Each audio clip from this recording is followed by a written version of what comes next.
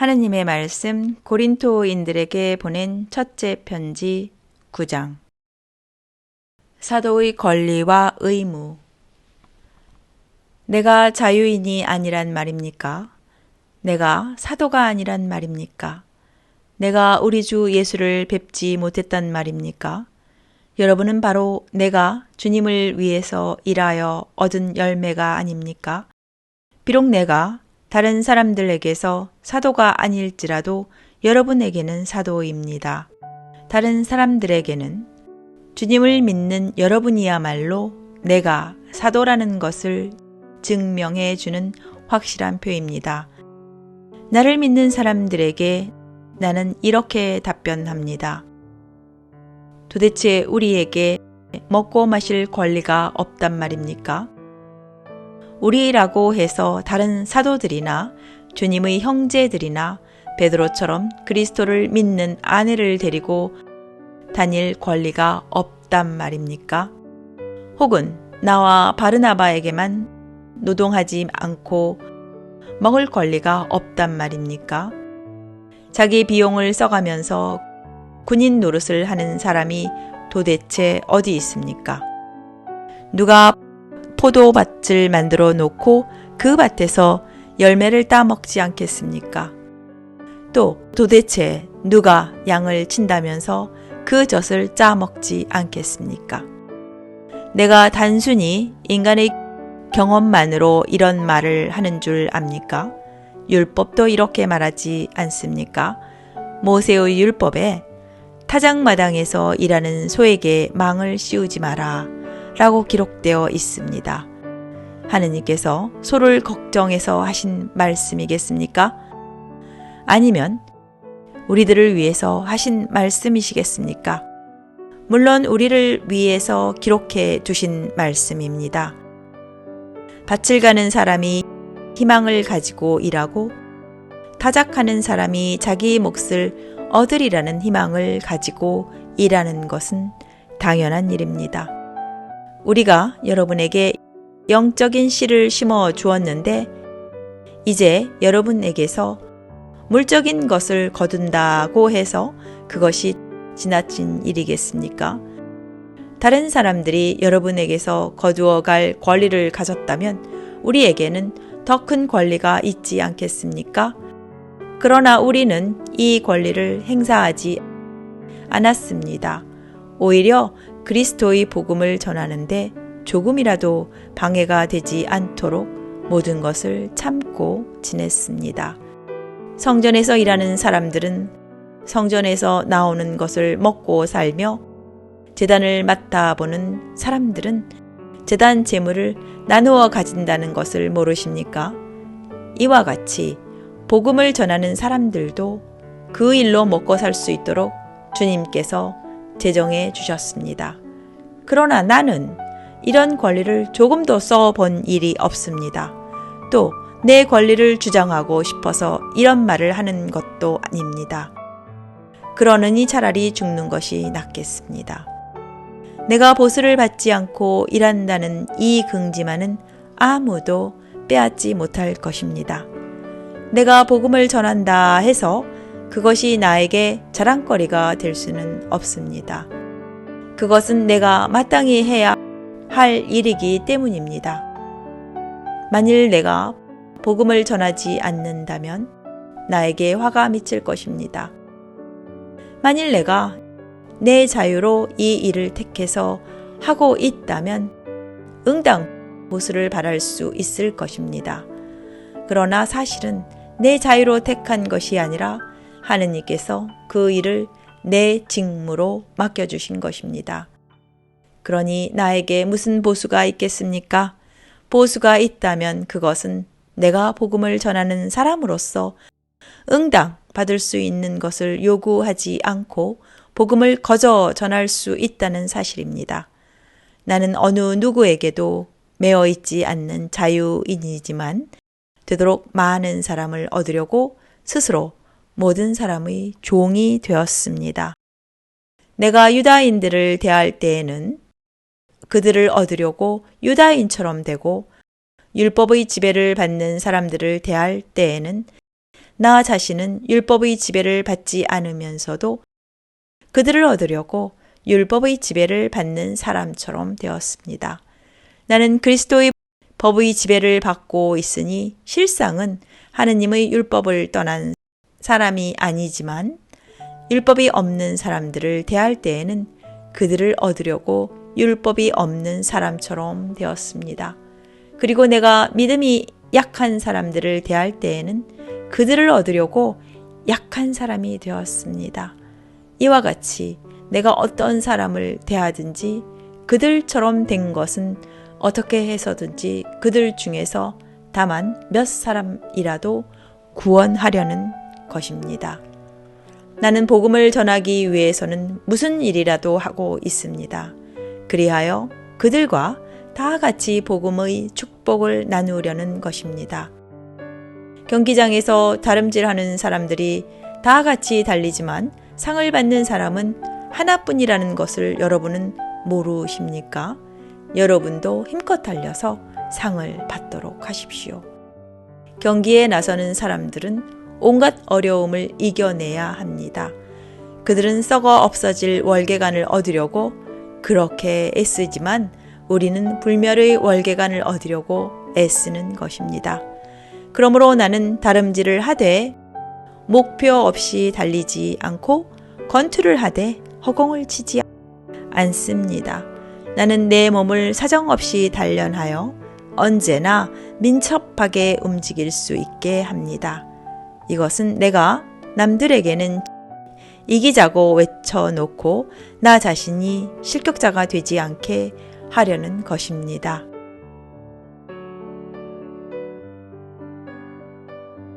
하느님의 말씀 고린토인들에게 보낸 첫째 편지 10장 우상 숭배에 대한 경고. 형제 여러분, 여러분은 다음과 같은 사실을 꼭 기억해 두셔야 하겠습니다. 모세 때에 우리 조상들은 구름의 인도를 받았고 모두가 홍해를 무사히 건넜습니다. 말하자면 그들은 모두 구름과 바다 속에서 세례를 받아 모세의 사람들이 되었던 것입니다. 그들은 모두 똑같은 영적 양식을 먹었고 또 똑같은 영적 음료를 마셨습니다. 그들의 동반자인 영적 바위에서 나오는 물을 마셨다는 말입니다. 그 바위는 곧 그리스도였습니다. 그러나 하느님께서는 그들의 대부분을 못마땅하게 생각하셨습니다. 그리하여 그들은 죽어서 그 시체가 여기저기에 흩어지게 되었습니다. 이것은 우리가 우리 조상들처럼 악을 일삼아서는 안 된다는 것을 경고하는 본보기입니다. 그들의 일부는 우상을 숭배하였는데 여러분은 그들처럼 우상 숭배자가 되지 마십시오. 그들에 대해서 성서에는 백성들이 앉아서는 먹고 마셨고 일어서서는 춤을 추었다고 기록되어 있습니다. 어떤 사람들은 음행을 일삼다가 하루에 다 죽어 넘어졌는데 그 수가 23,000명이나 됩니다. 우리는 그들처럼 음행에 빠져서는 안 되겠습니다. 또 어떤 사람들은 주님을 떠보다가 뱀에게 물려 죽었습니다. 우리는 그들처럼 주님을 떠보는 자가 되어서는 안 되겠습니다.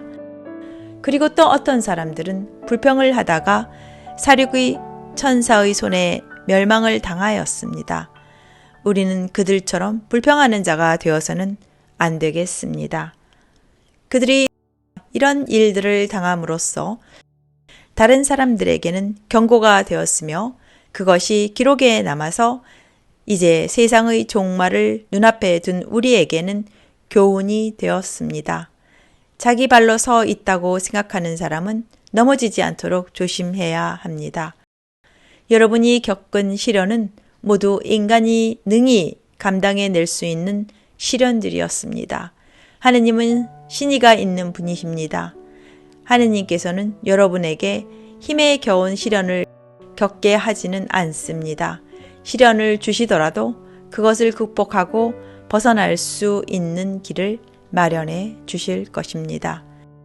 그러므로 사랑하는 형제 여러분, 우상 숭배를 멀리 하십시오. 여러분은 사리를 분별할 수 있는 사람들이니 내 말을 잘 판단해 보십시오.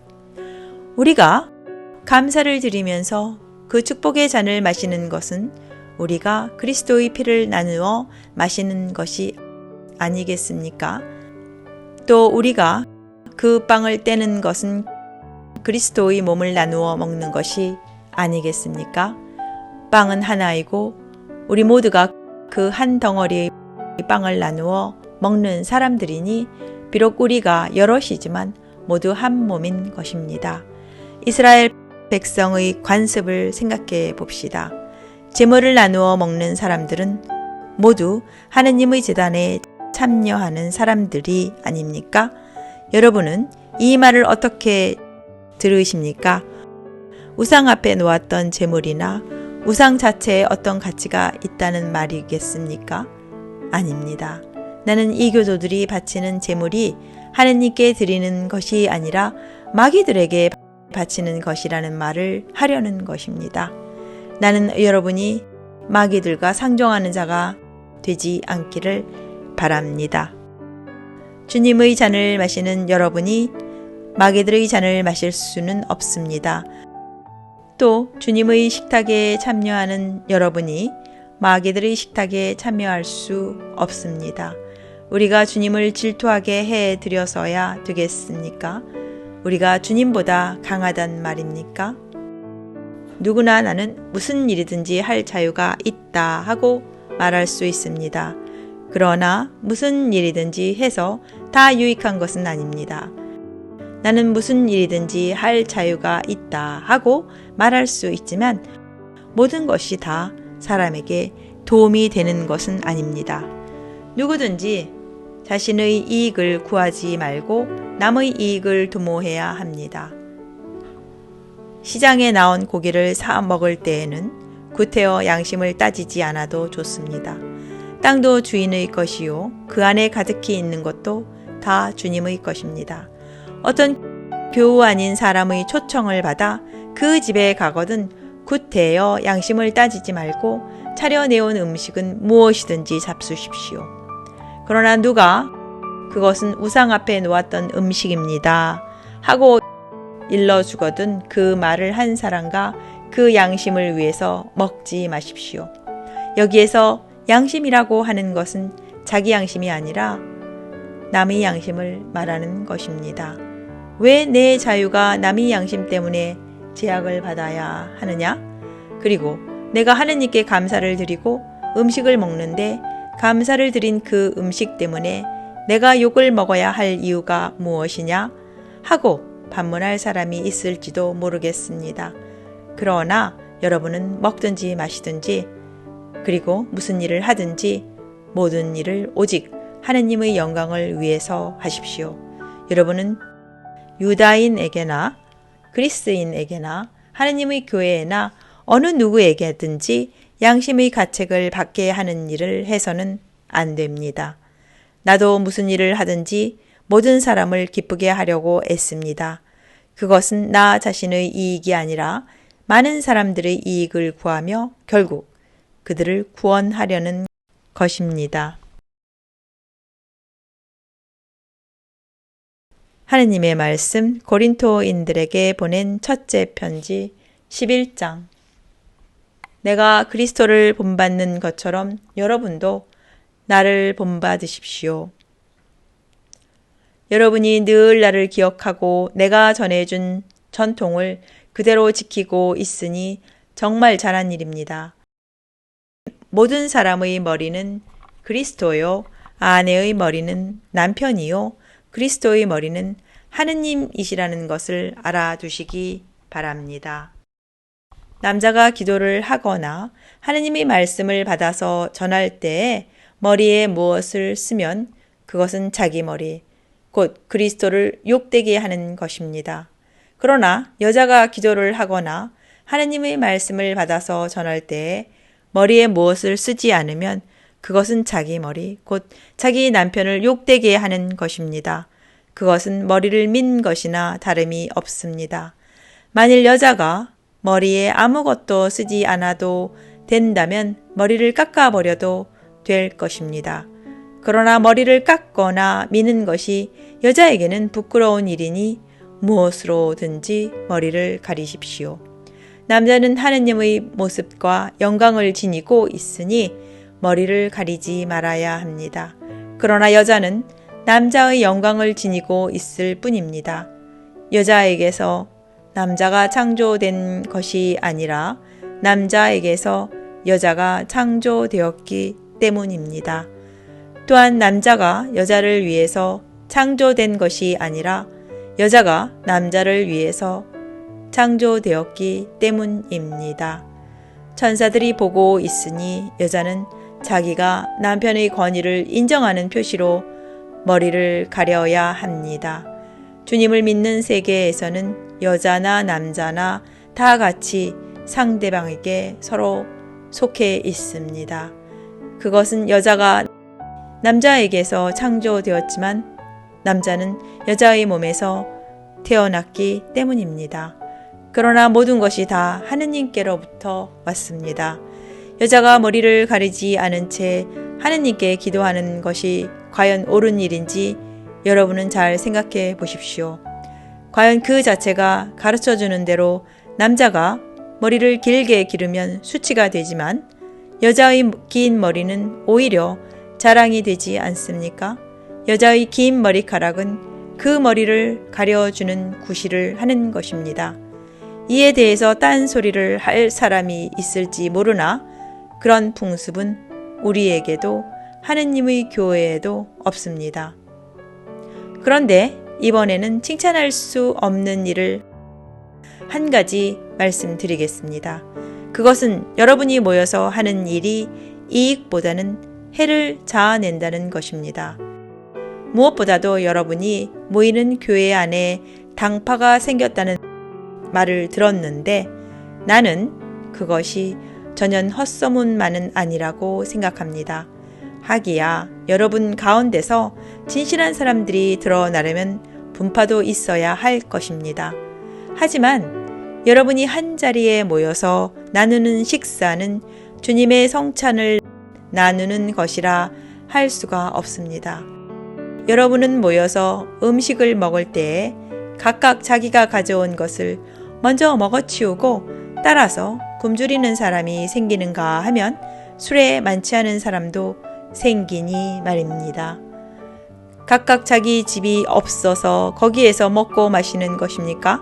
그렇지 않으면 하느님의 교회를 멸시하고 가난한 사람들에게 창피를 주려고 그러는 것입니까? 내가 무엇이라고 말해야 하겠습니까? 이래도 여러분을 칭찬해야 하겠습니까? 이 일만은 칭찬할 수 없습니다. 내가 여러분에게 전해준 것은 주님께로부터 받은 것입니다. 곧 주 예수께서 잡히시던 날 밤에 빵을 손에 드시고 감사의 기도를 드리신 다음 빵을 떼시고 이것은 너희들을 위하여 주는 내 몸이니 나를 기억하여 이 예를 행하여라 하고 말씀하셨습니다. 또 식후에 잔을 드시고 감사의 기도를 드리신 다음 이것은 내 피로 맺는 새로운 계약의 잔이니 마실 때마다 나를 기억하여 이 예를 행하여라 하고 말씀하셨습니다. 그러므로 여러분은 이 빵을 먹고 이 잔을 마실 때마다 주님의 죽음을 선포하고 이것을 주님께서 다시 오실 때까지 하십시오. 그러니 올바른 마음가짐 없이 그 빵을 먹거나 주님의 잔을 마시는 사람은 주님의 몸과 피를 모독하는 죄를 범하는 것입니다. 각 사람은 자신을 살피고 나서 그 빵을 먹고 그 잔을 마셔야 합니다. 주님의 몸이 의미하는 바를 깨닫지 못하고 먹고 마시는 사람은 그렇게 먹고 마심으로써 자기 자신을 단죄하는 것입니다. 여러분 중에 몸이 약한 자와 병든 자가 많고 죽은 자도 적지 않은 것은 이 때문입니다. 우리가 먼저 우리 자신을 잘 살핀다면 하느님의 심판은 받지 않을 것입니다. 그러나 우리가 자신을 살피지 않기 때문에 지금 심판을 받고 있는 것이며 이것은 주님께서 우리를 단련하여 마침내 이 세상과 함께 단죄받는 일을 없도록 하시려는 것입니다. 그러므로 형제 여러분, 거룩한 회식을 하려고 교회가 모일 때에는 서로 남을 기다려 주십시오. 만일 배가 고프면 집에서 미리 음식을 먹고서 모임에 나오도록 하십시오. 그래야 여러분이 단죄받는 일이 없을 것입니다. 그 밖의 일에 대해서는 내가 가서 일러 드리겠습니다.